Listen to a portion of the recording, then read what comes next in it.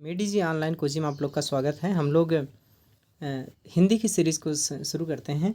निम्नलिखित में से ओष्ठ ध्वनि है। ओष्ठ ध्वनि उसे कहते हैं जो ओठों से ध्वनि उत्पन्न होती है, दोनों ओठ सट जाते हों बोलते समय, जैसे प फ ब भ म। ये क्या है? ओष्ठ ध्वनियाँ होती हैं, ये ओष्ठ व्यंजक कहलाते हैं।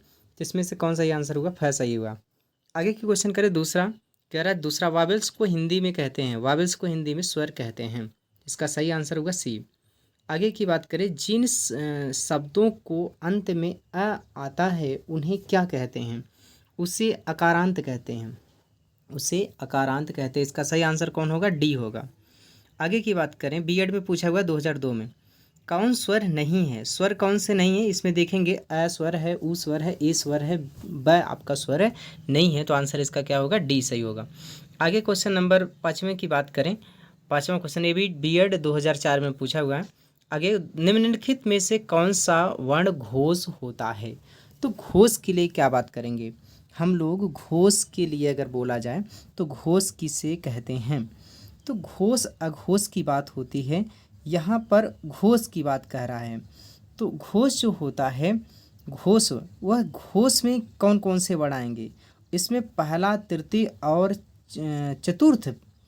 पहले वर्ग में तृतीय, चतुर्थ और पंचम, 3, 4 और 5। तृतीय, चतुर्थ और पंचम मतलब तीसरा वर्ड और तीसरा चौथा और पांचवा जो वर्ग है वह तीसरा, चौथा, पांचवा लाइन। और उसके बाद क्या कहलाता है? कुछ और भी व्यंजन होते हैं। कौन कौन से? कुछ और भी व्यंजन होते हैं, जैसे ढ, ड़, च, य, र, ल, व, स, ह। ये व्यंजक होते हैं। इनको छोड़कर ये लोग क्या हैं? ये लोग सभी लोग सघोष होते हैं। मतलब क नहीं होगा, क का होगा, क घोष नहीं होगा, ख घोष नहीं होगा, ग, घ, अंग, ये सब क्या होंगे? घोष होंगे। इस प्रकार से पहले 2 लाइन को छोड़ करके तीसरा, चौथा, पांचवा, ये तीनों लाइन क्या, तीनों अक्षर क्या होंगे? ये घोष होंगे, पहला दूसरा छोड़ करके। तो इस प्रकार से हम लोग इस बात को समझ पाएंगे कि घोष कौन सा होगा। तो इसमें से कौन सा लाइन पहला में है? नहीं होगा।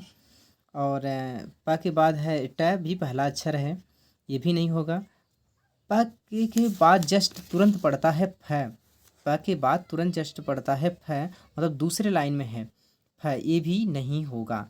प के बाद तुरंत फ। देखिएगा, ये प जो है हमारा, प जो है पहले लाइन में पड़ गया, तो इसका मतलब अघोष हो गया। और ट भी पहले लाइन में पड़ गया, ये भी अघोष हो गया। और ये फ जो है ये दूसरे लाइन में पड़ेगा, ये दूसरे लाइन में पड़ेगा, ये भी क्या है? अघोष हो गया। तो ये पहला दूसरा लाइन अघोष होता है।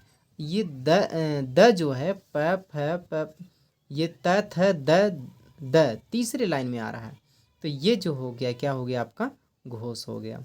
तो तीसरा आपका इसका आंसर सही कौन सा होगा? सी होगा। इस प्रकार से हम लोग इसको, ये 2001 में बीएड में पूछा हुआ है। इस प्रकार से हम लोग 5 क्वेश्चन को देखें और आगे इसी प्रकार से हम लोग सीरीज में लगातार क्वेश्चन करते रहेंगे। मिलते हैं अगली क्लास में, एक दूसरी क्लास में। तब तक जय हिंद।